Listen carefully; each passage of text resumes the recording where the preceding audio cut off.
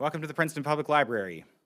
I'll introduce myself in just one moment, but first I'd like to make an announcement about this space's accessibility. The community room is T-coil enabled. If you have T-coil enabled devices, please feel welcome to switch them on at this time. If you don't have a T-coil enabled device but would like to use one of our headsets, we have made some available on the small table by the entrance. I'll also request that you silence your cell phones for the duration of this program. My name is Cliff Robinson, and I'm the Public Humanities Specialist here at the Princeton Public Library. Public humanities programs at the library are made possible in part due to support from generous community members and from the National Endowment for the Humanities, which contributed to the library's own humanities endowment and established its Public Humanities Initiative. It is my honor to introduce our guests, and I'll ask each of you just to sort of wave briefly since you're all amidst the audience at the moment. So first, Lisa Davis. Elizabeth or Lisa? Lisa's good? Okay, yeah, all right, just making sure. Carolyn LaFerriere and Hannah Hungerford and Robert Garland, whose new book we've gathered here to learn about. Robert Garland is the Roy D. and Margaret B. Wooster Professor Emeritus of Classics at Colgate University. He is the author of many books, including The Greek Way of Death, Wandering Greeks, and Athens Burning. He also has recorded 6 courses for the Great Courses, most recently, God Against the Gods. Garland has been a Fulbright Scholar, a Fellow of the Institute for Advanced Study, and recipient of the George Grote Ancient History Prize. Most recently, he is the author of What to Expect When You're Dead, an ancient tour of death and the afterlife, published by Princeton University Press, I believe last week. So, as the publisher writes, this lively story of death explores the fascinating beliefs and practices of a wide range of ancient cultures and traditions: Mesopotamian, Egyptian, Hindu, Jewish, Zoroastrian, Etruscan, Greek, Roman, early Christian, and Islamic. By drawing on the latest scholarship on ancient archaeology, art, literature, and funerary inscriptions, Robert Garland invites readers to put themselves in the sandals of ancient peoples and to imagine their mental state moment by moment as they saw it in ways that turn out to be remarkably similar to ours, to assist the dead on their journey to the next world and to understand life's greatest mystery. So the title is available in our collection both as a physical book and an ebook, but at present both formats are on loan and with holds in place. So for that reason, we're grateful to be joined by our frequent collaborator, Labyrinth Books, for the facilitation of sales. I understand that Robert will join them after the event to sign copies as well, so please allow him to make his way to the back as the event concludes. Robert is joined this evening not only for the event itself, but also for the signing by Lisa Davis, Professor of Anthropology at Princeton University. Her first book, Bad Souls: Madness and Responsibility in Modern Greece, is an ethnographic study of responsibility among psychiatric patients and their caregivers in the borderlands between Greece and Turkey. She has also written 2 books based on ethnographic and archival research in Cyprus, including her 2023 title, Artifactual, Forensic, and Documentary Knowing, which addresses public secrecy and knowledge projects about the violence of the 1960s and 70s that led to the enduring division of Cyprus, including forensic investigations, visual archives, and documentary film. So one of the reasons why we arranged for Lisa to be in conversation with Robert is that she and her co-instructor, Carolyn, are currently leading a graduate seminar at Princeton on death and dying in ancient and modern Greece. I understand simply titled Death.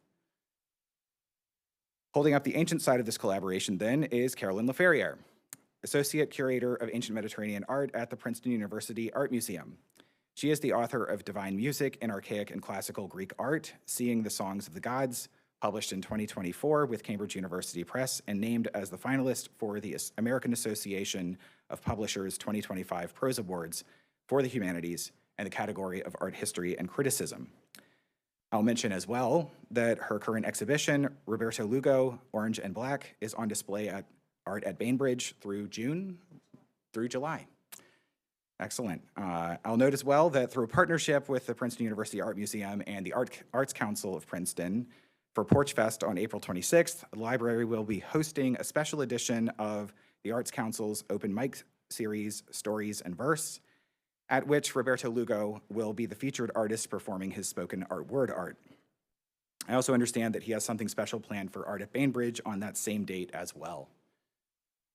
So, what? At noon. Noon and then 2, yeah. Finally, we are also joined tonight by Hannah Hungerford, who is a PhD student at Princeton University, taking Carolyn and Lisa's course and, as I understand, reading Robert Garland's first book, The Greek Way of Death. As part of that course, Hannah's research is focused on processes of identity formation in the classical world as reflected in visual and material culture, specifically in architectural decorative programs and in the display of freestanding sculpture. She is broadly interested in how ancient art uses visuality and materiality to convey narrative and the movement of images through the Mediterranean. Well, I am pleased that all of these panelists were able to join us tonight for what promises to be a thoughtful and I hope life-affirming discussion about death and dying. So let's first thank our panel for coming to the library this evening.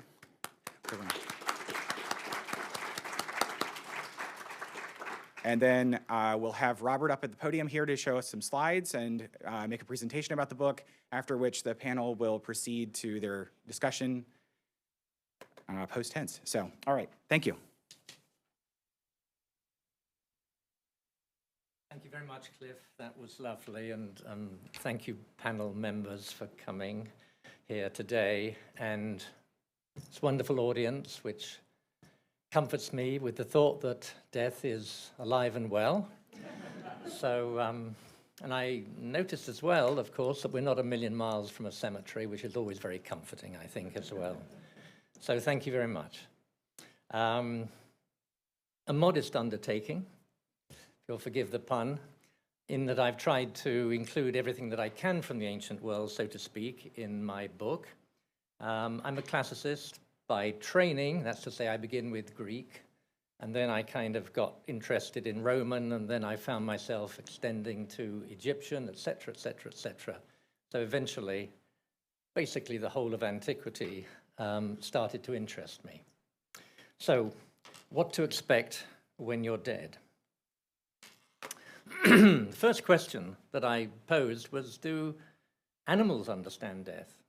We know, for instance, that elephants mourn. That seems fairly clear. Also, sharks, seals keep their pups with them, seek to sort of maintain some kind of relationship with them. Does that mean that they understand death, or does it mean that they don't understand death? We can't really be sure. Monkeys, too, keep their infants with them, sometimes for several days, until eventually they let them go. The same question arises there. Do they actually understand what death is? Are they simply unable to detach?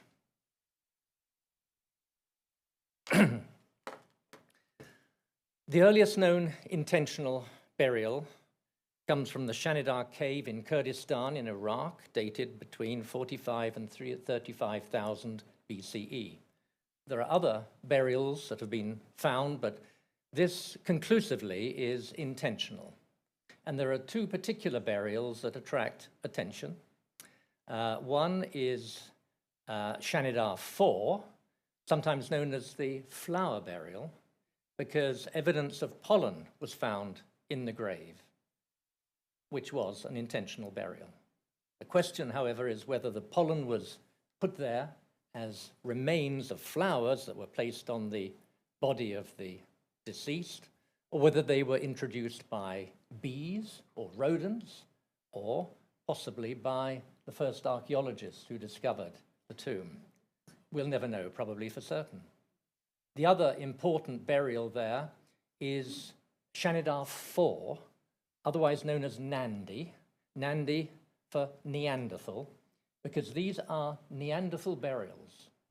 And Nandi is particularly interesting because he had experienced some kind of brain damage which had paralyzed half of his body.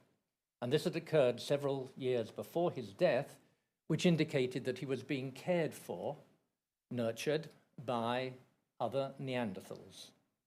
And I like to think that there is an association here between caring for the dead and caring for those living members who are in some way capacitated. So I feel a great affection for Nandi 4 and for the people who looked after him. So, what about humans? How did they discover that possibly life might go on forever. What we see here is what I still like to call Ginger, though according to the regulations now in place at the British Museum, for ethical reasons, he's called EA32751. You're not supposed to refer to anybody's physical characteristics. And I first encountered Ginger, who is a natural mummy, with my mummy when I was about 8 years old. And like many young persons, there's nothing more fascinating than going to a museum and looking at mummies. I'm not sure why, but that was certainly my experience. And it left a profound impact on me. Not a negative impact. It didn't make me have nightmares for the rest of my life or anything like that. On the contrary, I felt that I was somehow in touch with the very distant past. And there we are, 3,400 BCE. And Ginger, so called because he has little tufts of ginger hair, as you might expect. He also has tattoos, by the way. I often wonder how much it costs to have a tattoo 3,400 years BCE. Ginger was placed in the tomb, in his tomb, with just a bare piece of cloth over him, in the fetal position, which is what we see here. That's to say that he is crouching, with certain objects around him, pots and drinking vessels and so forth. And the question arises why, obviously. We don't have, obviously, any literary sources, and without literary sources, you can never really tell the purpose why people are doing things. But it's not inconceivable, perhaps, that the crouching position, the fetal position, was to suggest that he was a child awaiting rebirth, and that the items that were buried with him, which might just have been personal items, could have been to nurture him in the afterlife. So here's the first possible suggestion, one might say, that life indeed does continue after we're dead in some shape or form. But he is what we call a natural mummy. The people who laid him there didn't do anything in order to maintain him in this beautiful condition that he is in still to this day. And that was what struck me when I looked at this tomb when I was 8 years old. It seemed to me that despite the fact that he's a bit desiccated, he's pretty intact, all things considered. Well, do we understand death? That might seem like a stupid question, but no, it isn't really, because with cardiopulmonary vasculation and so forth, it's not altogether clear where and when death occurs. Do we talk about clinical death? Do we talk about brain death and so forth? And it struck me, although there's absolutely no evidence for this, that in the ancient world it would have been actually very difficult to determine whether death had occurred, and especially in circumstances where there was some natural catastrophe, where there would have been a necessity to bury as soon as possible, particularly in cases of plague or something like that. And it's a pretty haunting thought that probably many people were in fact still ticking over when they were disposed of. Pliny the Elder, who was fascinated by absolutely everything, wrote a book called Natural History, records instances where people came back to life who had been assumed to be dead. And of course, this was a situation that absolutely plagued the Victorians. And Edgar Allan Poe wrote a book called Premature Burial. And here we have the estimable William Tebb and Edward Vollum writing a book called Premature Burial, 1905. And on the left there, you see this hand trying to crawl out of the tomb. On the right is a marvelous device. You place the deceased in the tomb with a little sort of glass egg on top of him. And if he makes any move whatsoever, the glass egg will send a sort of a tinkle to the top of this long stalk here. A little bell in the cemetery will start ringing, and a little flag will go up as well. And somebody, of course, will rush forward and unbury you. But unfortunately, it was too sensitive for its own good, And because the body actually, as it decomposes, just changes, people were rushing and disinterring people who were indeed long dead. Tebb and Vollum said there were certain telltale signs that you could apply to find out whether a person really was dead. One is cutaneous excitation. Do you know what that is? It's tickling. If you tickle somebody and they're looking as if they're dead, lo and behold, they may not be. And there are other methods as well, such as sticking a pin in somebody, etc., or a cigarette burn on the arm, that will often do it, etc., etc. So the Victorians were, as I say, very preoccupied by the fear that they would be buried and still be alive. And even to this day, it's not altogether clear where death has finally occurred. Hindus put a type of butter on the forehead, and if it melts, the person is still alive. But if you are undergoing hypothermia, then you will not necessarily see that the butter has actually melted. Zoroastrians perform a ceremony known as the Sagdid ceremony, whereby you bring in your dog, and the dog sniffs around. And that will tell you whether the person is dead. Anyway, so much for premature burial. Near-death experiences, of course, might come under this general heading as well, which is something that people put much store of today, and which was also registered as well in the ancient world. In the Republic, for instance, the Pamphilian comes back after a period of some 10 days in the other world to life. Who knew? So we talked about ginger a moment ago, and mummification, that is to say artificial, we might say, as opposed to natural, was something, of course, that the Egyptians practiced from around the same period.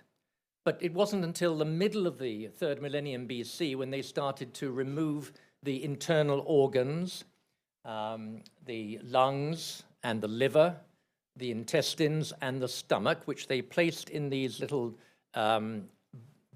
containers that you see there on the left, because they realized that if you left them in the body would decay beyond, so to speak, recognition. And then there begins a whole history of mummification, which of course continued. We estimate that perhaps some 70 million people were mummified over the course of Egyptian history, up until about the 3rd century AD. On the right there are what to me are some of the most haunting images. These were placed on the faces of mummies, and they come from the Fayum, which is about 50 miles from Cairo, in particularly the Roman period. And they are extraordinarily expressive. They're probably idealized, because you wouldn't have had time to be able to sort of paint people at the point where they were being mummified. But nonetheless, they're extraordinarily expressive of what people looked like back then, with obvious reference to Roman portraiture, but they're done in a kind of encaustic technique, that is to say with beeswax that is heated up. And that's, I think, the reason why they have not perished in any way. Mummification continues, and here's Jeremy Bentham. He called himself an auto-icon. He died in 1832, as you see there. He was very much in favor of using dead bodies for anatomical purposes, and he founded the University College London, my college over there, as you see. The utilitarian philosophy, the greatest happiness for the greatest number, that was his belief system, so to speak. And there he is, sitting in his glass cage, rather like Ginger, by the way, except he's not in a fetal position, of course. And he said, I want to be placed there looking as if I am in my characteristic mood of thinking. So there he is thinking. Used to be the case when he was a little bit less fragile that he would be wheeled into Senate meetings of the University College, in which it would be recorded present but not voting. So mummification carries on to this day. There's an organization called Sumum out of Denver, which will do you the job for $67,000. I'm not sure whether that means merely for a cat that you see being mummified there, or for a human body. I'm interested by their language. Pre-need planning is highly recommended. Well, it's a bit too late if you have already hopped the twig, of course. By enrolling in pre-need services, you can rest assured, telling words, of course, that your loved ones will not be burdened with either the need to make plans or to handle a bill. Advanced planning is economical and makes sense. And then this is interesting because the reference to Egypt is very clear there. You notice the pyramidal shape there. Following the funeral services, the funeral home transports your body to our sanctuary, where we conduct the rites of your mummification and transference. It doesn't say what those rites are. I'd love to know whether they are aping Egyptian in some way. We'll talk about that in the next slide, or slide after that, I think it is. When you died in Egypt, you had to undergo something called the negative confession. And here we see it enacted in a papyrus. And the dead, who is dressed in white, just as they would have been wrapped in white, is being led before Osiris, who is the god of the dead over there, holding his crook and flail. And he has just passed the test. And the test is that you will be asked a series of questions, 42 in total, as to whether you have committed various kinds of crimes.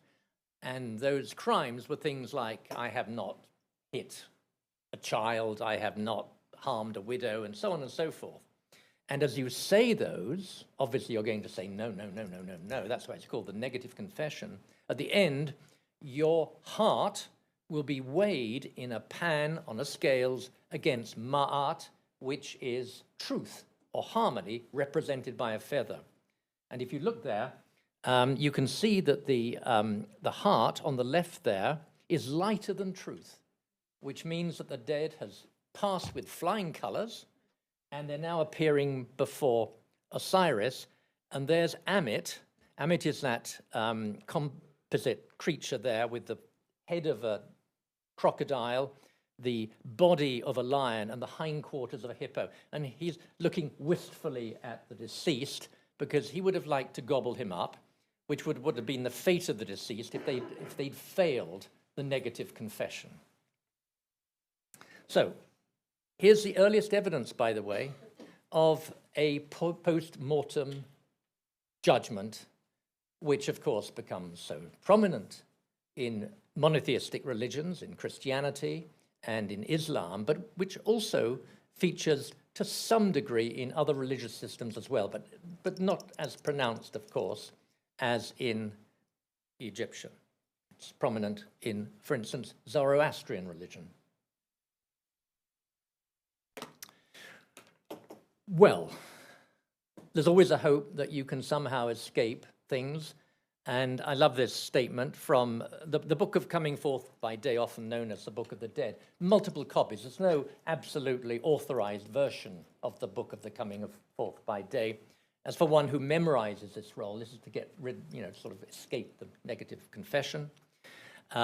He goes forth by day, a truly excellent spell, proven 1,000,000 times. 1,000,000 people have got through to where they want to end up in the afterlife just by using the spell. So the Egyptians, of course, as we know, were very much people who believed in the power of magic.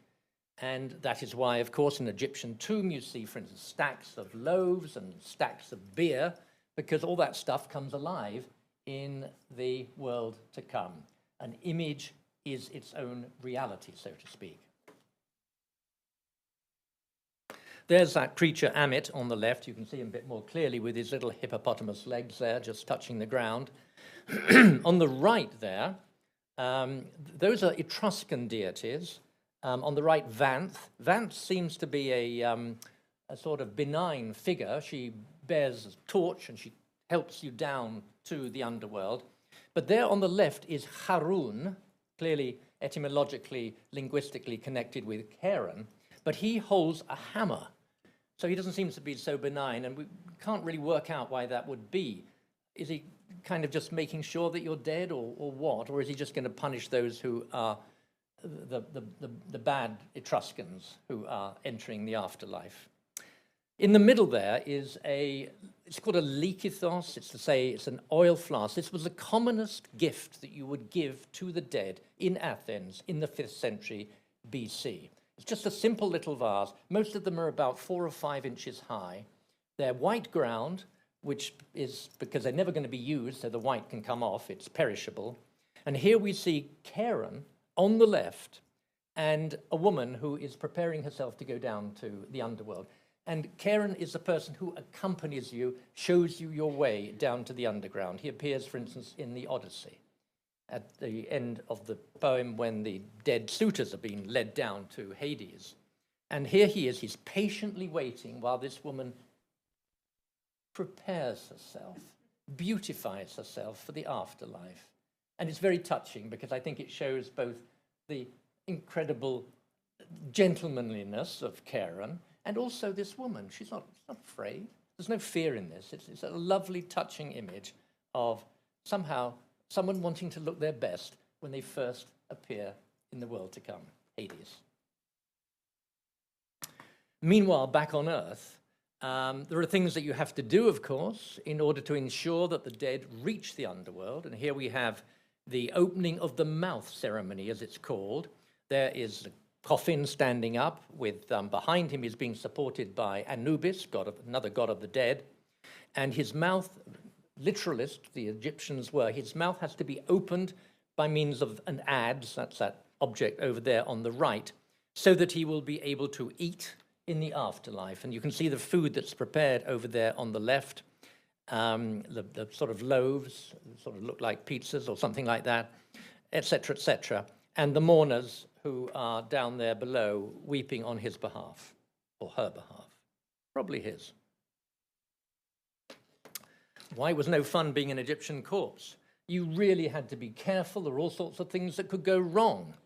For instance, were you properly mummified for a start? If you weren't, bits are going to start coming out and decaying and so forth. And you absolutely want to be in tip-top condition once you enter the underworld, which always makes me think, how did they do it? Seconds after someone dies, you have to whip them along to the embalmers because Egypt, even in winter months, it can reach temperatures of 70 degrees. So you've got to be on your toes. It's the first thing. You hope that, your relatives are going to step on it and there's not going to be a traffic jam in downtown Cairo or something like that, and you're there and they can work on you immediately. You might fail the negative confession, of course. We've seen about that. You could get lost in the underworld. That's why the Book of the Dead has so many elaborate spells and things like that, so that you'll be able to find your way around this mysterious place with so many possibilities of getting lost. And then, even though, you would think that once you're in the underworld, you're safe. Once you've passed the negative confession, you're safe. No. You are reliant on your family to give you food and drink. Of course, as I mentioned, you'd have images of food and drink in your tomb, but that would not necessarily be enough, it seems.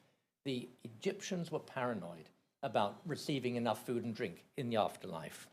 And then, now, what percentage of tombs were robbed in antiquity? Probably over 50%. And the irony is, of course, the more you take steps to protect them, the more they become visible and more likely to be robbed. So it was a losing battle against tomb robbers. And finally, your tomb might be hidden in a dust storm. Not something that didn't happen quite regularly. In fact, the very earliest ghost story we have is about a ghost who happens to get the attention of somebody who's walking through a cemetery and says, "Oh, do you think you could help me? My tomb's been lost. My relatives aren't giving me the food and drink that I need," etc., etc.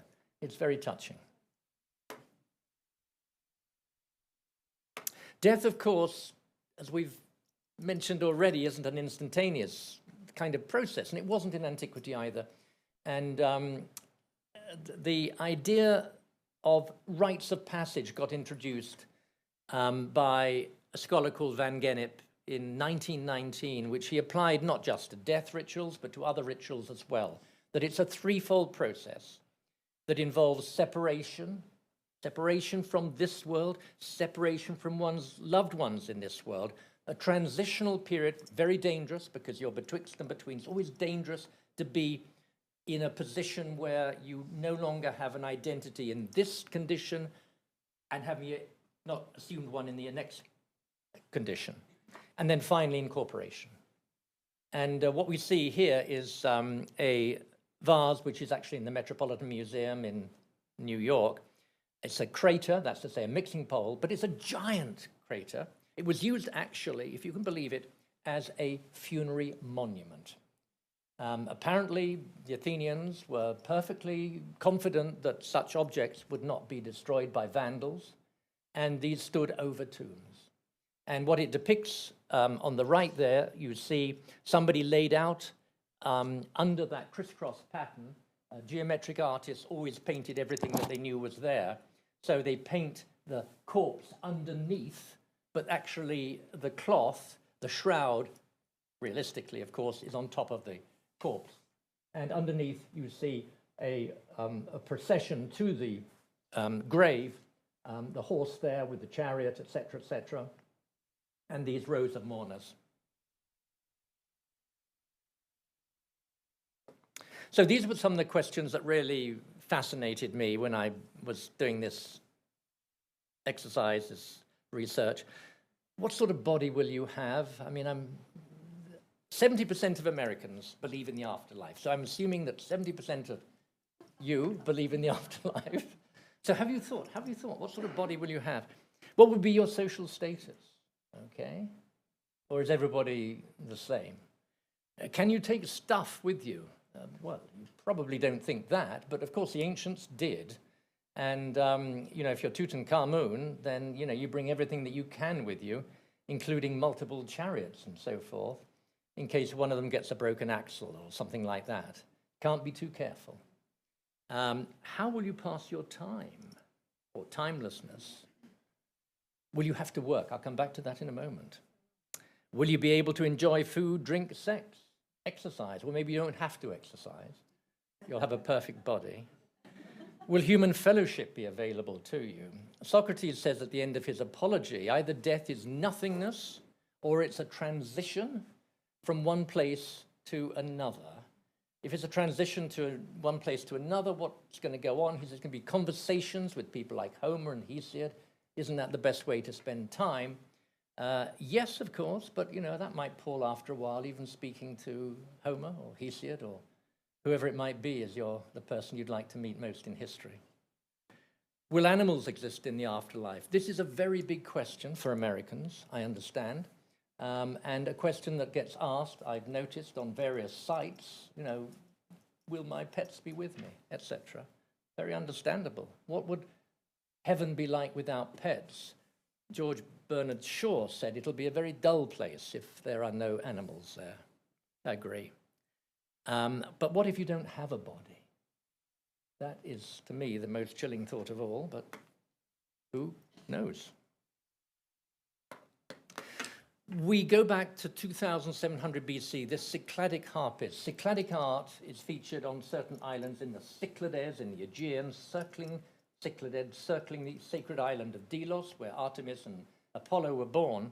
And this is dated, as you see, 2700 BC. Does it mean that the dead plays the harp in the afterlife? Again, we don't have written sources, so we can't know at all. It's possible, but, it's just uncertain. But it's beautiful, and he's in a rapture, I always think. His little head is up like that, as if he's kind of just hearing the music for all eternity.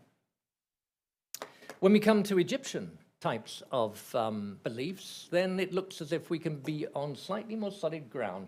These are Egyptian tomb paintings, and here we see the deceased accompanied by his wife. He is hunting. We know that that was a favored sport of aristocrats, Egyptian aristocrats. He's got a throw stick there. He's going to throw it at one of those birds. There's plenty of them there. He can hardly miss, one would think. And on the right there, we see some kind of partying going on with scantily clad women who are attending and being attended to by slaves, etc. This seems to be a suggestion of what goes on in the afterlife, and we do have texts as well from ancient Egypt that suggest that sex is on the menu, so to speak.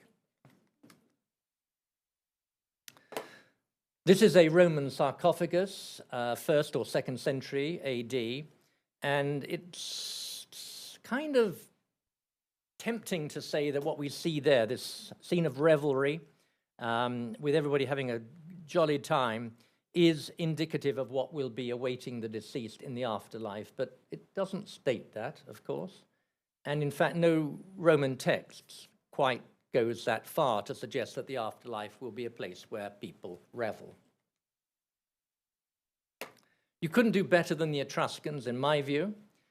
This is a wonderful sarcophagus found in Etruria, and there we see a loving couple having the best time of their lives for all eternity. But what if you have to go on working in the afterlife? Have you thought of that? If you do, well, there's basically 2 strategies. This is a bad strategy. You excuse me. You kill all your servants in order that they will accompany you to the afterlife. That's what this presumably king did at Ur, 2600 BC. This site was excavated by Sir Leonard Woolley between 1928 and 1934. He found 68 women and I think it's 6 males. And it seems as if they were all killed at the same moment. They were placed in the grave around the royal burials. And they were found with little cups, which suggests that they had to take poison. But some of them were found also with sustained wounds as well to the head. So it may be that the poison didn't actually kill all of them, and somebody had to come around with a hammer and kill off the ones that had not died. This reminds me of Jonestown in Guyana and the mass suicide there of hundreds of people, which was required by the cult leader.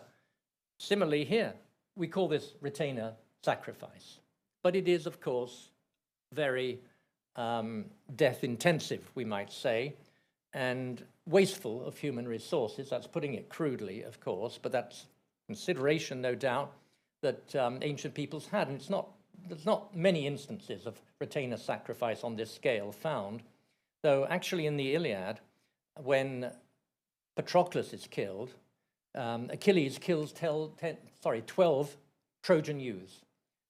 Does he do so because he thinks they'll accompany Patroclus to the underworld, or does he do so out of vengeance? We don't know. This was a much more advanced way to deal with work in the underworld. You bury yourself with a ushabti. A ushabti is a little figure. Most of them are just a few inches high. Some of them are a bit larger. Ushabti means answerer. So when you're told to do the annual, make out the irrigation channels of the Nile, clear out the silts, as every Egyptian had to do, every Egyptian worker had to do, you'd say, Ushabti, go off there and clean up that mess, thank you.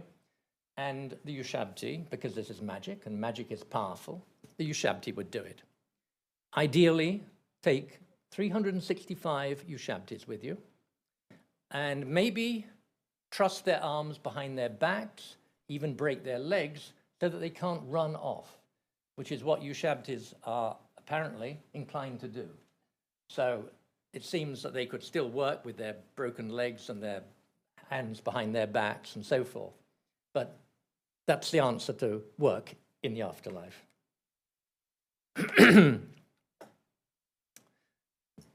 We all want to think, if we believe in the afterlife, that there is a continuation of our association with people who are dear to us.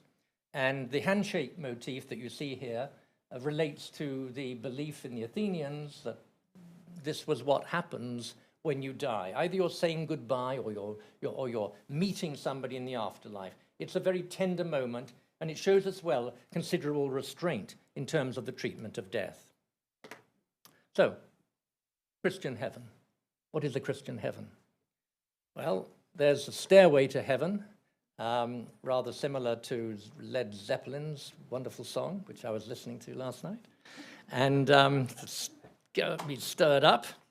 And also, you know, fields, you don't have to cut the grass, it's all done for you. And lots of verdure, meaning grass and so forth. And there are angels singing in heavenly choirs. What about the people who couldn't make it to heaven? Well, there's the Council of Florence, which says, we profess, preach, not only pagans, but also Jews, heretics, schismatics cannot share in the eternal life unless they're joined to the Catholic Church. Okay? That, to me, seems a bit severe, and it reflects, of course, the great schism that occurred when the Orthodox Church was banished, and the two separate churches would have nothing further to do with each other. 1054, I think. What about the Islamic paradise? A scholar called Christoph Luxemburg, about 15, 20 years ago, wrote a book in which he said that the translation of huri in the Quran and Hadith and so forth was inaccurate, and that it didn't say that virgins will be available in the afterlife, but white raisins would be available in the afterlife. So I'm not in a position to comment on that. He was going by apparently the belief that this is a Syriac text or it has Syriac implants in it. So the question remains open. What to expect? Living with the dead. I mentioned just a moment ago about the importance of just kind of keeping close to the dead. And there's a bit of jewelry there on the right. It's a tooth, actually. And somebody visiting a tomb. I'll whip through these now. Keeping the dead at arm's reach. The dead pollute, of course, and so many streets in the ancient world would have been lined with tombs. There's the Kerameikos in Athens. There's the Appian Way in Rome. All outside the city walls because death is polluting. Disposing of the remains, these are the ways you can do it. You can burn it, you can bury it, you can rip the flesh from it, you can eat it, or cryopreservation. I'll come to that. Mungo Lady, the earliest cremation, which we can detect, 40,000 years BC. But the Catholic Church only raised the ban on cremation in 1963 because of the belief in the resurrection of the body. Varanasi, where, of course, cremation takes place to this day on the banks of the Ganges, which is the most holy river for Hindus, and where many people go to die, sometimes staying there for several months. Tibetan Towers of Silence, which Dakma is the official word. Bodies are left to be picked at by birds and beasts and vultures and so forth, and eventually they will be placed in that hole there. Because the air and the land and so forth must not be polluted. The dead are so polluting that they cannot be put in touch with the land in some sacred way, nor indeed with the air, so you just leave them to be picked at. Cryonics, cost undisclosed. If you want to be frozen, which I think Egyptians would have gone for if it had been around in their day. I can't find out how much that costs, but it's heading your way. Or our way, so to speak. And space burial, which, is not too expensive, I thought. Then your ashes get, depending on how high you go, basically, when I say depending on your destination. That's the global cost of death care services today, $189.8 billion. The cheapest I could find is a coffin at $99 from Amazon, okay? That mask cost a little bit more, I'm sure.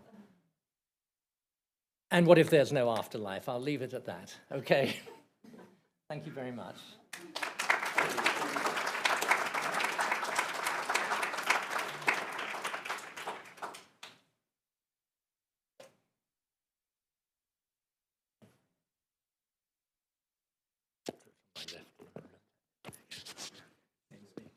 Oh, yeah, good. There we are. I think I'm online. Thank you. Very good.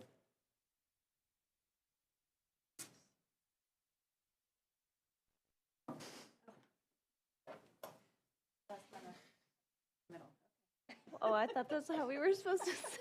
We can switch if you want.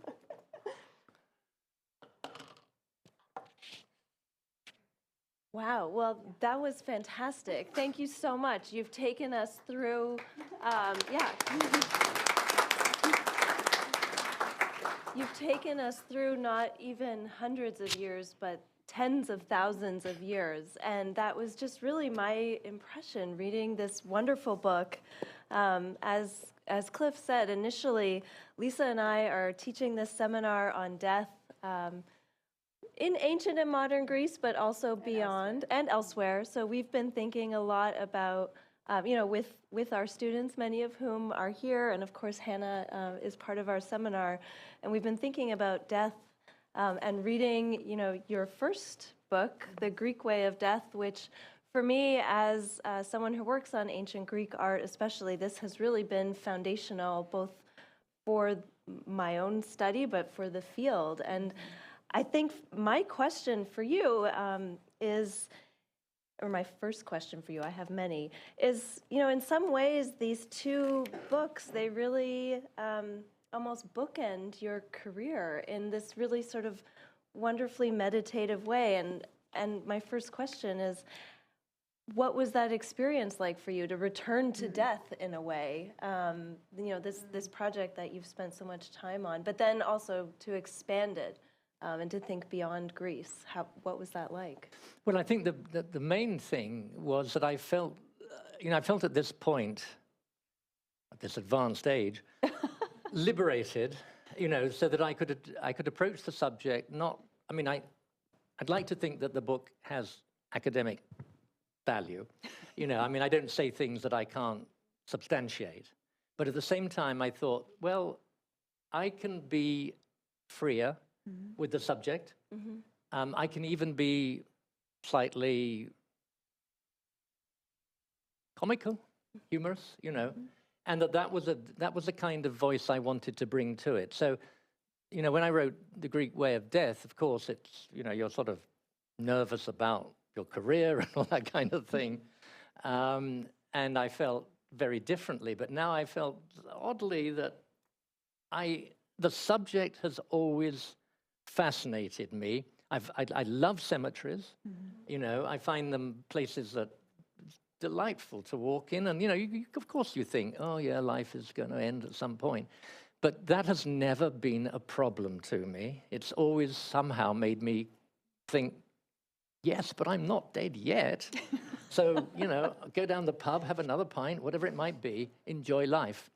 But really, as well, in the last few years, I've become increasingly interested in looking outside my field. Not just Greek and Roman and so forth, but, I thought I'd kind of given myself the right to do that, even though, of course, I'm heavily dependent on people who know much more than I do about all kinds of things that I dare to talk about in that book. But there's some value, I thought, as well, in trying to sort of bring it together, because I thought that, if there's lots of subjects where I would hope that academics would talk outside their disciplines a bit more. I know you can be accused of being a generalist and a synthesist and all that kind of thing. I've never worried about those terms, because this, to me, is a human inquiry. It's not just academic. And if the ancient world has something to offer us, I want to make it available to people. So that's really what is the difference. It's a liberation, really, that I felt in the course of all those years in between. Bookending, as you said. Yes. Yes. No, that was fantastic. No, it's true. And one thing that we've talked about in our seminar a lot is how, death is an aspect of the human condition, just as you say. And what's been fascinating is to move across time and space in a way, to think about all the different ways that the dead are treated, how they're commemorated, and how the living also are deeply enmeshed with the dead in many ways. Yeah. Thinking about it, and again, for those of you who haven't read either or both books, as we have, the Greek way of death is a fine-grained, very close analysis. You know, it's very specific about the kinds of evidence that you're looking at and what the materials you're using to interpret. In the new book, and as Carolyn was saying, this is and as you made clear, it's very wide-ranging across contexts that many people do not put together because it's very ambitious. It is. And because the different contexts make different kinds of evidence available. Yes. So, so what you have to work with in Greek antiquity, you might, and there's a lot in ancient Egypt as well, but some of the contexts that you're considering are ones that don't make that same kind of evidence available. And so there's something very, on the one hand, as you said, very human, on the other hand, very ambitious about this project. And I wondered if there's something that you could, given that level of ambition, if there's something that you could say about, I mean, as a cultural anthropologist, I don't assume that there's one thing that is held in common across cultures. I'm wondering if you were able to put your finger on certain aspects of people's relationships with death that are constant across these contexts. I think so. But may I address the first? Yes, ambitious, and I stand here humbly before you, so to speak. No, I mean, I'm very aware that I can be accused of, just going too broad, really. I'm not making that, just in case anybody, I'm not making that accusation. But I'm sure that there will be those who think that, because I've strayed into fields where people have given their lives, academically speaking, and that is something that I realize might not necessarily win me a lot of friends from specific people, no, not specific people, but, within disciplines where people have, thought a great deal about some issue that I have perhaps brushed aside. I'm aware of that, but I was very before the book got published and it was being discussed, considered by Princeton. Somebody said, this is a crossover book, meaning it's both academic. I like to think. Yeah. I mean, at least the references are there, even if the ideas are not. Yeah. But that it would appeal, I hoped, to a broader public, which I hope it does. Now, your other question, yes, are there any kind of universals, so to speak? The first universal, I would say, is illogicality. The people don't think clearly about death. It's, probably, it's lovely that people are here today thinking about death, but, lots of people just put it off from their thoughts. But when it does come up, you think of the Egyptians. Not only do they do everything to ensure that you get to the afterlife, but then they are paralyzed by the thought that maybe people are not doing things for them in this world. Yeah. That's completely illogical. And it doesn't make any sense whatsoever. But nonetheless, it's very difficult to think logically about death. And also, the elaborate ideas that people have about the afterlife based on, as far as I know, no evidence whatsoever. Nobody has come back from the dead to tell us what it's like. Okay, near-death experiences, but near-death is not the same as death. And I'm not absolutely convinced that the experiences that people have are, in fact, akin to entering into the next life. Yeah. So that's the first thing. And then, of course, it's humbling that, all these people covered in that book and us today are in the same boat, all of us. I mean, obviously the extension of life industry is gathering pace. The cryonics, for instance, you freeze your brain, and if the technology is found, maybe in 100 years, 1,000 years, or whatever, you can come back to life. Well, perhaps, but I'm going to go with everybody dies, sort of thing. Yeah. So that's the second big thing, I think, that, we're all in this boat together. And thirdly, I would say that we all feel that if there is something that is us that survives, hasn't it got to include human fellowship? Now, I'm not sure about Hindu belief, whether that would be quite the same there. But I would think that that comes close to being a universal. Yeah. I mean, what's the point of an afterlife where we aren't with people we love? I would say. Yeah. Thank you so much. I've really enjoyed both of these books in our class. And as Lisa was just talking about, I was really struck by how many cultures you included in this. And I was wondering just some of the practicalities of how do you even start with a project like that? And, you know, when you're comparing and picking themes, you know, it's a little overwhelming, I feel like. So how did you go about narrowing that down? Was it thematically? Was it just what you were interested in? Well, Cliff mentioned that I've done these courses for the great courses, and I was asked to do one called The Other Side of History, and that went from Neanderthal times through to the Middle Ages. So, I mean, I began to dip into cultures that way, and I've always been excited by finding out things that take me out of my comfort zone. That's what makes me feel comfortable, you know, just trying things that I don't know much about. So I think it was an easy step to go to Roman, and then Egyptian has always, like I said, when I was 8, there was ginger. You know, I've always been fascinated, like many children, with the Egyptian practices to do with the dead. And then I taught the Hebrew Bible at Colgate, so I knew a little bit about that. I also taught the Gospels. And early Christianity has always fascinated me as well. So gradually my, you know, ambitions extended, and they were, of course, ambitions. And I think that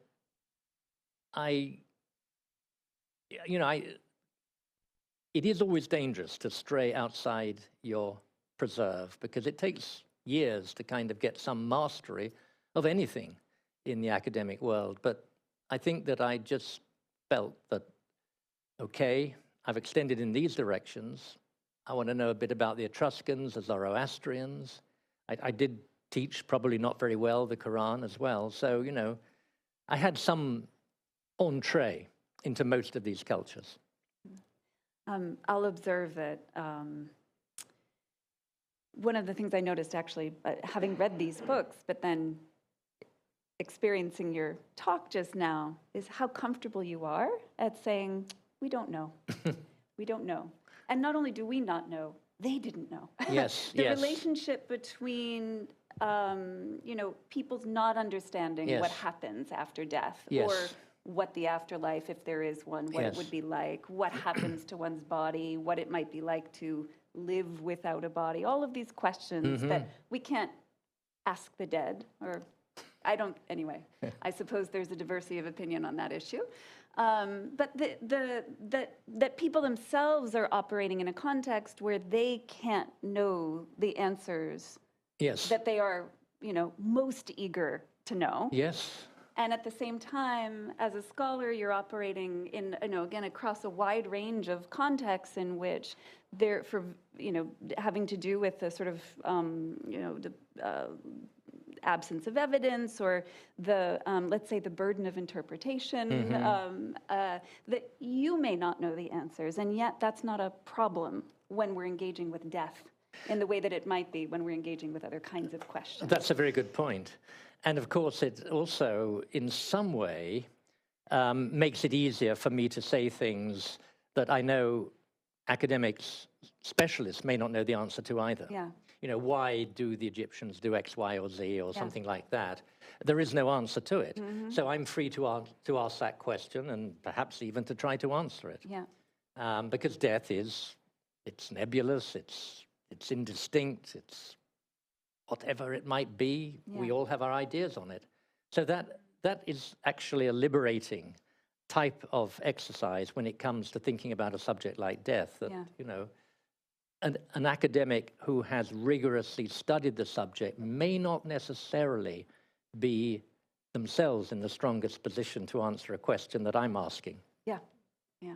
Well, and sort of building off of that, what really struck me too in following your journey throughout all of these different cultures and all of these rituals and attitudes towards how a body should be handled and what sort of funerary rites were appropriate, it struck me that so much of it is really about the living and to help them to grapple with not just this feeling of loss, but to give them comfort in practicing these rituals.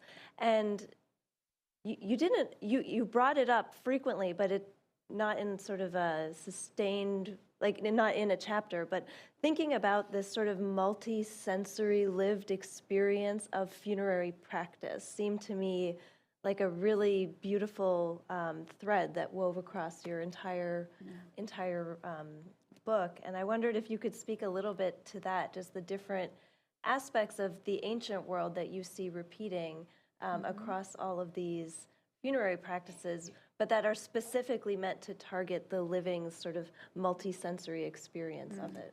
That's a very, very good point. I think I would say that, I'm not going to put a percentage on it, but it's very clear that what people do on behalf of the dead, they do because it's necessary for themselves. You cannot simply say, well, okay, I talked about rites of passage, you know, separation, transition, incorporation. And that's ignoring the fact that people themselves, the mourners, need also to undergo those same three rituals, really. They themselves are separating from the dead. They themselves are in a state of limbo, and they themselves need to reincorporate, which is why I think, you know, there's always, after a funeral, there's a sort of a sense of relief, a sense of coming together. Often there will be a bit of a light spirit, even. You know, one thinks, of course, of the Irish wake, very characteristic, when people really celebrate. I think as well of Jewish practice, you have the year of mourning, which is followed by immediately a change. And with my son, I was at a Jewish funeral, followed by a wedding by the daughter. It was after the year, I should say, the year of mourning, followed by a wedding the very, very next day. And that collision of, you know, celebration and mourning has something more than just sort of putting two parts of life together. It's also bringing the people back from having experienced the terrible loss, etc. And generally speaking, you know, on occasions when, well, I always think of this, there's a lovely line in the Iliad when people are mourning Patroclus, who's died, and Homer comes up with this little phrase, patroclon prophasin. Some people were mourning, using Patroclus as an excuse for their grief for other people who have died. And so, you know, just the sense of being in a place where it was acceptable to grieve gave them the opportunity to grieve for someone else whom they were missing very deeply. So I think that there's, you know, if we examine ourselves, we know that probably funerals serve many purposes. Obviously, they are honoring, etc. But also they're opportunities to come together as well, sometimes with people you haven't seen in a long, long time. But also you need to reconstruct the social group. I know this is a very sort of anthropological way of looking at things, but I think it's actually, it serves a very important functional service, which is to make the community close again after the rupture that it has experienced.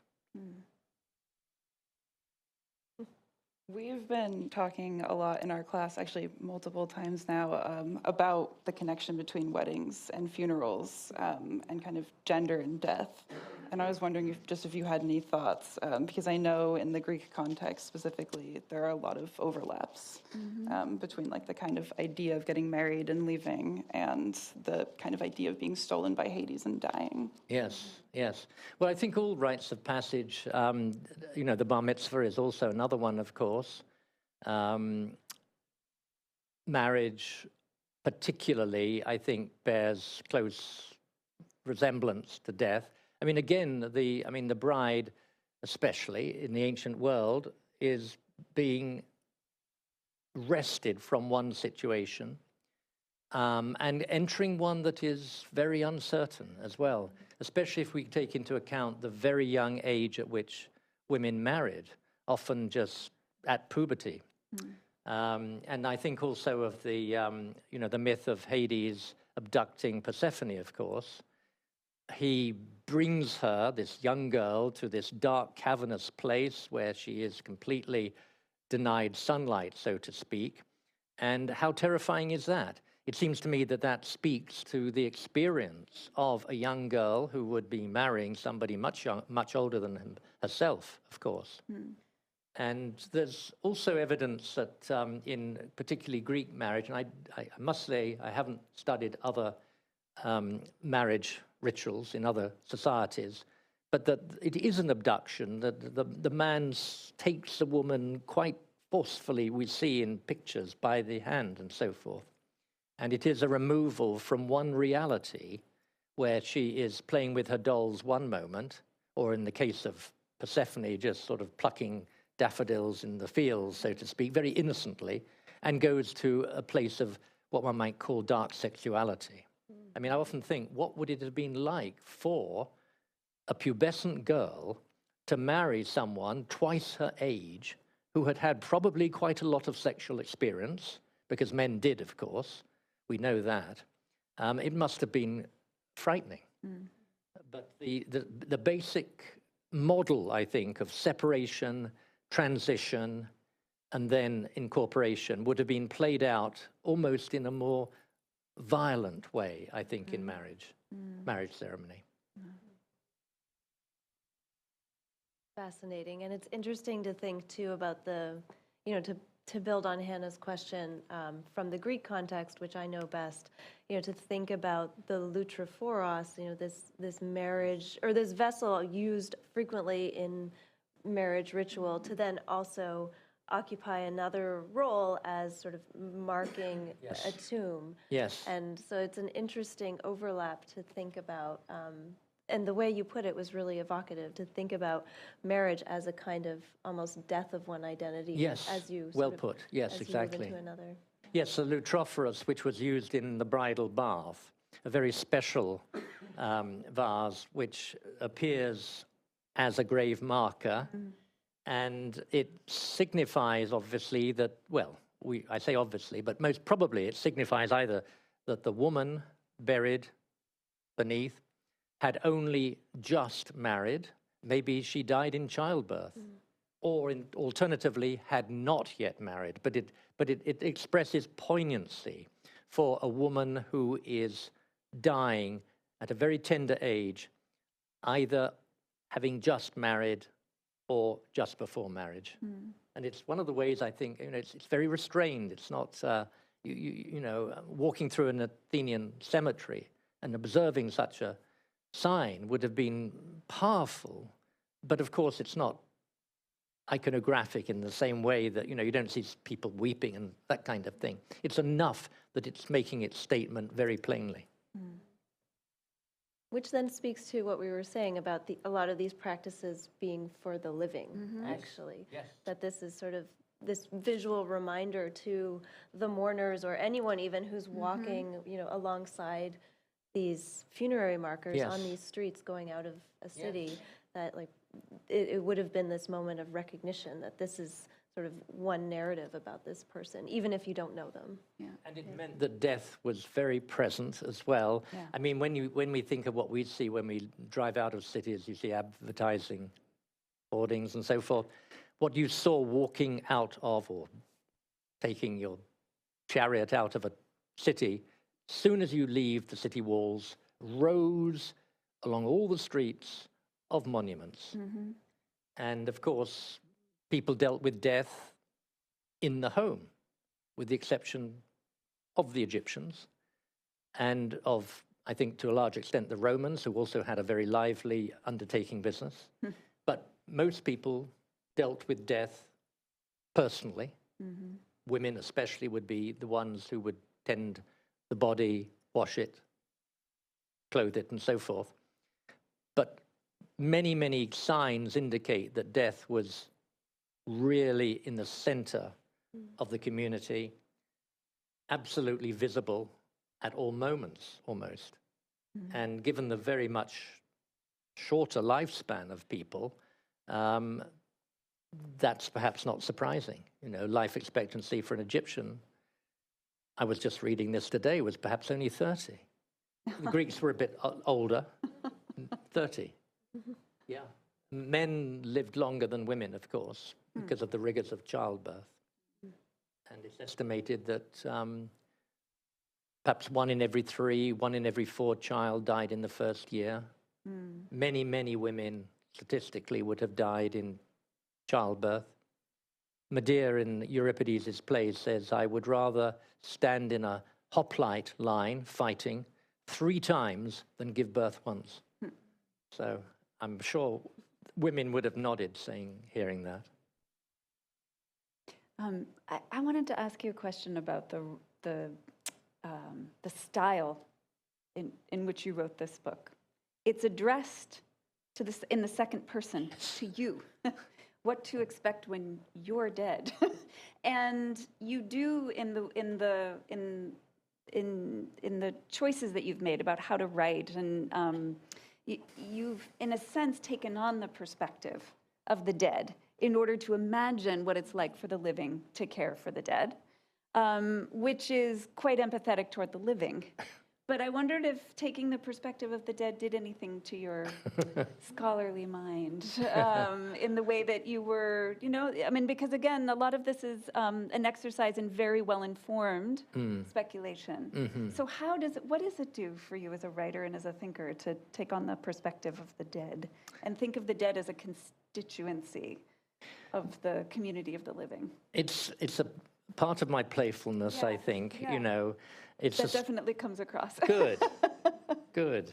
I mean, I allowed myself to, you know, when people write academically, they probably don't use the second person. No. But I thought that I had, I could only really make the appeal outside the academic by using the second person to sort of engage people. Yeah. And I've tried it before, not in a book, but in that course I mentioned the other side of history. Yeah. Being. Every chapter, every talk begins with being. So I wanted people to sort of think, well, what would it be like to be a Neanderthal? Yeah. You know, what would you have done when you got up in the morning? You wouldn't have brushed your teeth. What would you have done? What would be the first thing you did? So I think it's, you know, I hope it's effective. I hope it gets people to sort of see things not just from the outside, whether you are the dead or whether you are the person looking at the dead, you today looking at this, what to expect when you're dead. Yeah. I mean, it's a way to try to collapse the distance, between the academic and the less formal, and the distance between antiquity and today, I would say. Yeah, yeah. Well, at this point, we should ask if anyone here has any questions for Robert. And there's a microphone, I think, since we're recording. Hi, thank you. My name is Nikita. I'm in Carolyn and Lisa's class. And I had a continuation of the question of how understanding death tells us a lot about the living. And I'm curious if you can talk about how, when we look at what changes in the way that we deal with the dead, how that also tracks with changes in our approach to life. Yes. I mean, obviously, as I was just talking about, you know, it's clear that in the ancient world, you could not avoid death. I don't mean just because you were going to die so much younger, but it was all around you. As a child, you would probably have lost one of your parents. You might even have lost your parent in childbirth, giving birth to you. If you had brothers and sisters, etc., friends. Number one. Number two, you would have seen death being dealt with in your home. But you could not have escaped it because people that's where it happened, that's where the body was prepared, and so forth. So on multiple layers, the other layers that we've just talked about, seeing monuments everywhere, et cetera, the dead being disposed of, you know, if you go in modern Greece today, I've witnessed the dead being carried through the city by mourners, probably not professionals. You would not see that in the West today, walking down Manhattan or so. Probably not even in Princeton, right?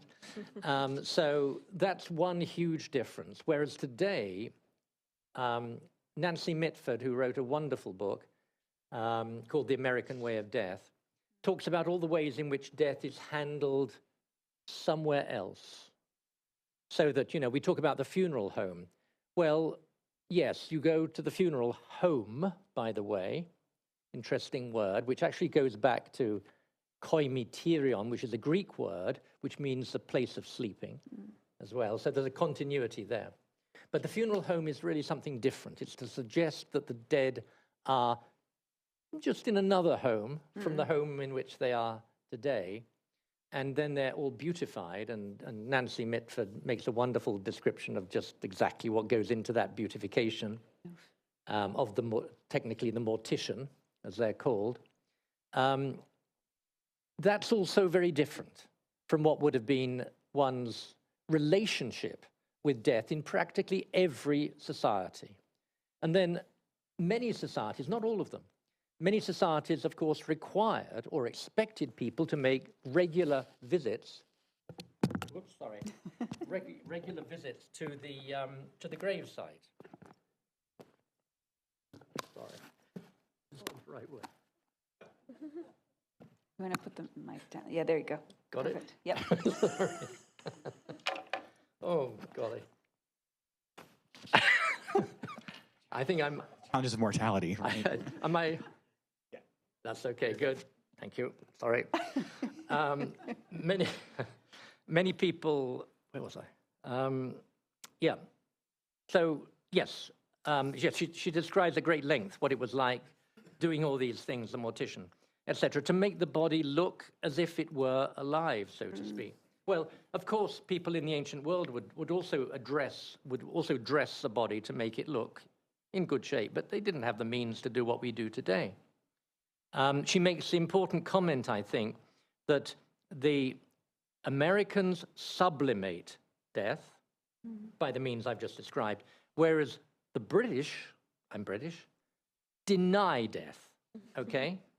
And I think that's probably a pretty good generalization that, you know, both societies do not, in other words, face up to death. They don't have to. Other peoples, Hindus, for instance, obviously do. I would say that probably, you know, I mean, in Jewish tradition, you dispose of the body within 24 hours. And then you have the Shiva.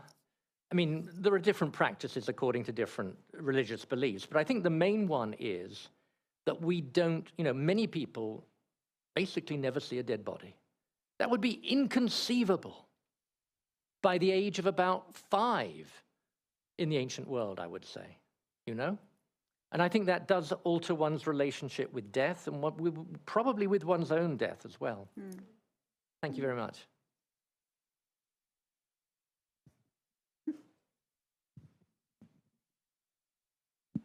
Hi, I'm Lloyd.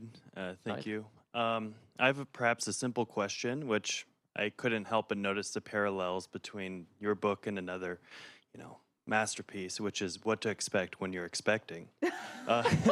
So, was this intentional? And if so, were you trying to make any sort of commentary between, you know, the start of life and the end of life? Well, that's a very easy question to answer. I hadn't heard about that book, actually. I wish I had. I've now got to go and read it. But thank you, yes.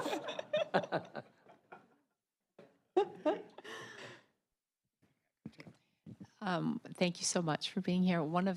This isn't so much a question as it is a comment. As you were speaking, I was remembering a trip that I took to China several years ago to Xi'an, to the Terracotta Warriors site. And I remember just being so incredibly moved. Thousands of artists died in the act of creating these terracotta warriors. Why? To protect the life, potentially, of an emperor in his afterlife. Yes. And it just, I remember sitting for like an hour after the tour, just Yes. amazed by that it's such an act of violence for something that Yes. he didn't even know would even happen. And then it was forgotten about, because it was all covered over Yes. for 2,000 years. Because he didn't want his competitors to know about this, the other emperors, Yes. because he thought that they might construct the same sort of terracotta army. Anyway, a lot of people know the story about it, but that really, it came back to me as you were speaking. Well, thank you very much. Yes. I mean, he succeeded in preserving his, what he saw as his sort of way of surviving in the afterlife. I often think of, the same, of course, one might say of Egypt. How many lives went into building the pyramids, for instance? And they did not remain intact. I mean, they are been described as the most colossal technological failure of all time. If their purpose was to safeguard the dead, they lamentably failed in doing so. But also, you raised the point about, I mean, not only the human cost, because after all, one might say as well, how many people might have lived comfortably if the pharaohs hadn't decided that they're going to waste all their money on the dead, on themselves? It's a huge, must have been a huge percentage of the wealth of the country. I mean, let alone what you put in the graves as well. So that raises the question as to, what is the proper relationship in some ways between mourning and monumentalizing, etc. I mean, societies have, throughout history, placed what I think is an inordinate amount of wealth towards the dead. I think of Shelley's poem, Ozymandias, "Look on my works, ye mighty, and despair," and then the lone and level sands stretch far away. He's got a great monument to himself. Oh, it's gone, right? So, I mean, it's a solemn thought. I always think that, in the ancient world, you would have, stone pyramid, whereas everybody was living in shacks of some sort. And there you get these monuments. Even, I think, probably the Egyptian palace wasn't anything like that. And it's all gone, in a way, towards the completely pointless sort of exercise, even though today we can enjoy it. So that's something, I suppose.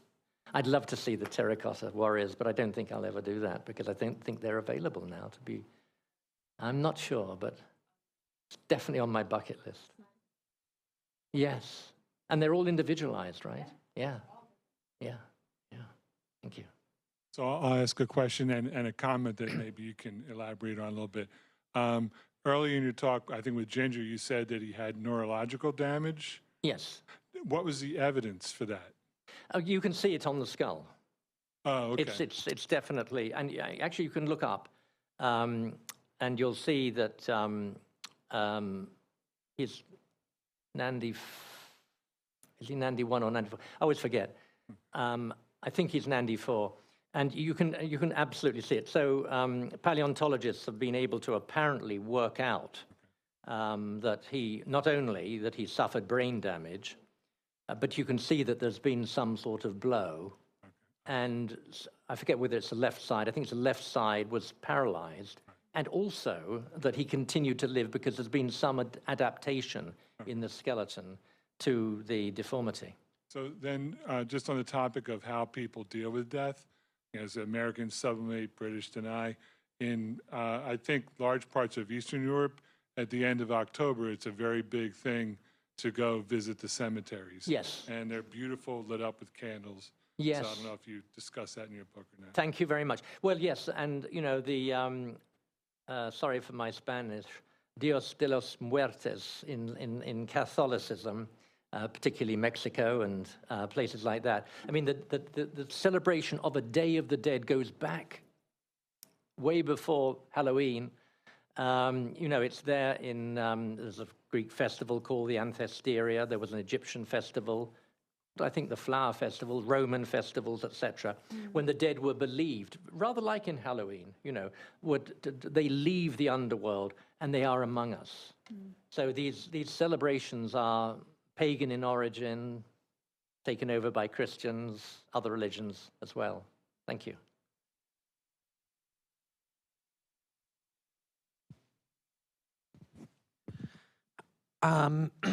With things like the rise in secularism and the people talking about the possibility of uploading your consciousness, do you have any interesting theories as to how the view of death and death rights would look in the future? Yeah, uploading my consciousness. Yes, I mean, that is the, really, it's a question of the hour in a way. I mean, I sort of flippantly said that I didn't think that anybody was going to be around in here. There's a wonderful, sorry if I can just digress, there's a wonderful moment in Herodotus when Xerxes is looking out over his army and he's very proud because he's taking this army to invade Greece, and then he suddenly bursts into tears and his uncle says to him, "What's the matter, great king? You were happy a moment ago." And he said, "Yes, but I suddenly had the thought, nobody is going to be alive in 100 years' time." And that causes him to cry. It's very moving. I don't know the answer. I think that it's possible. I'm not a futurist in the sense of being able to say that I've given it a great deal of thought, and I'm certainly not in any position to pronounce. Could our relationship with death, has life, here's a question, life expectancy has extended dramatically in my lifetime. And that's a very short period of time, surprisingly. Okay. What's it going to be like in 100 years' time? Or is there a maximum human life, say, put it around 120, which is what Abraham, you always say, in Jewish ritual, may you live to be 120, I believe.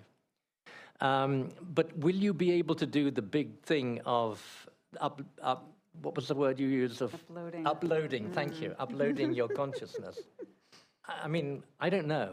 I mean, clearly that is going to alter things, and my book's going to become irrelevant at that point, sadly. I think we have time for one more. Okay. This gentleman here has been wanting to. Yeah, sorry, I don't want to hold anyone up. But I just had a question about, I know before you were talking about the Tibetan holes, and in some Roman, they would keep the bodies outside of the city. Yeah. I just had a question about, because with the Tibetan holes, you mentioned that they would pollute. They believed they would pollute whatever the land that they were in. Was that more of an ideological belief, or was that literally decomposing bodies would actually pollute, yes, ecologically, absolutely the earth? Religious. Okay. Religious. And if I may just again refer to Herodotus, he tells this wonderful story that Darius, the Persian king, performs a kind of anthropological exercise. And he has some Greeks, and he has a Indian tribe, not American. And he says to the Indians, what would the Indians perform endo-cannibalism, the dead.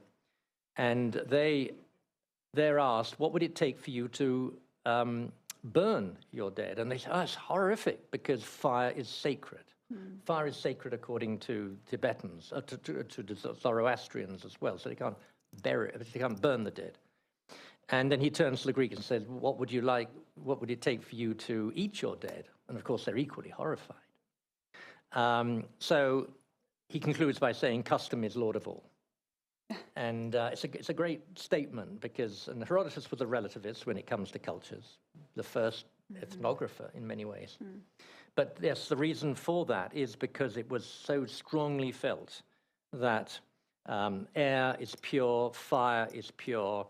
You can leave it on the earth, but then you don't do anything with it, because if you come into contact with it, I think of all peoples, the Zoroastrians believed the corpse was most polluting. It is in many cultures, of course. So that various rituals were certainly performed in antiquity, not by the Egyptians, of course. Egyptian embalmers, they probably, who came into very close contact, obviously, with bodies, digging out intestines or rather sort of pulling them out of the nose. That was the usual way they went.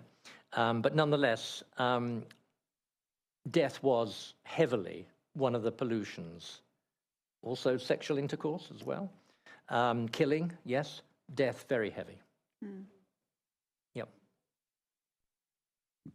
Okay, well, before we entomb this program and send it to its digital afterlife on YouTube, I will ask everyone to thank our panelists one more time.